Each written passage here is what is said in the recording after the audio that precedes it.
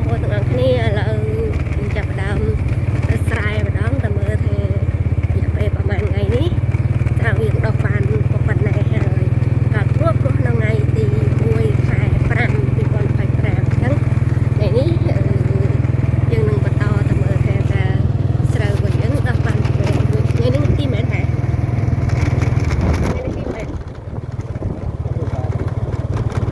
ថ្ងៃទីថ្ងៃទី11យើងទៅមើលទាំងអស់គ្នា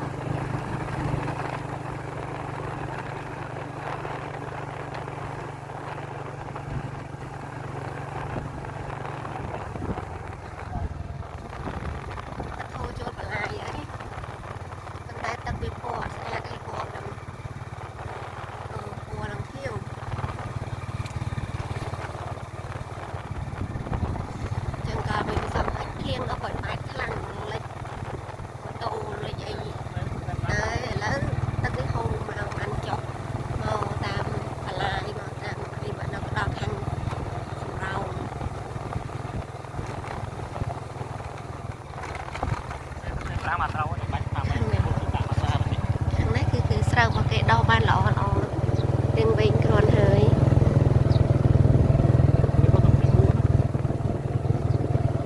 ស្រូវនេះម្ចាស់គេព្រោះនៅដល់ខែ 4 តែស្រូវខ្ញុំព្រោះនៅថ្ងៃទី1 ខែ 5 អញ្ចឹងយើងចង់ដឹងថាវាវែងបានប៉ុណ្ណេះ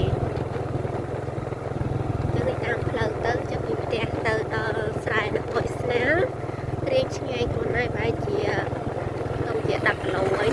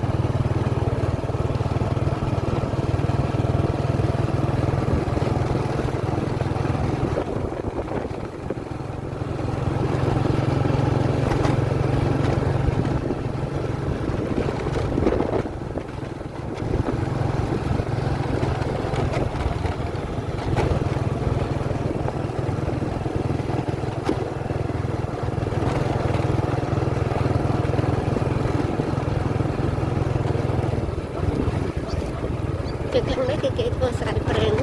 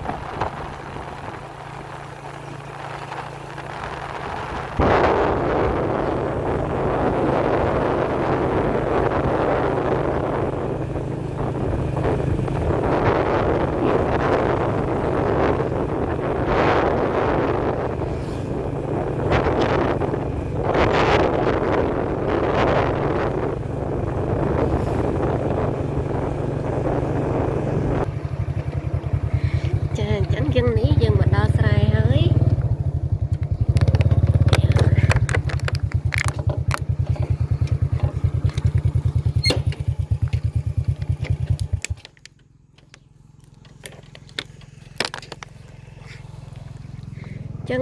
dẹp về đập mùi ngái dân mơ khơi bàn hai chị bay thằng đấy vậy srau nắngคือ srau บัวเซ่ยังอัดมันធ្វើ srau ប្រាំងទេឈ្មោះ srau នាងខុនចឹងរយៈពេល11ថ្ងៃគឺដោះបានប៉ុណ្ណឹងចឹងថ្ងៃក៏ថ្ងៃទី1ខែ5ហ្នឹងយើងបានព្រោះវាហើយឡងបានប្រហែលជា2យប់គឺត្រូវភ្លៀងមួយមេធំមកចឹងទៅវាក៏ដោះមកបានរៀងល្អខ្លួនមើលដែរ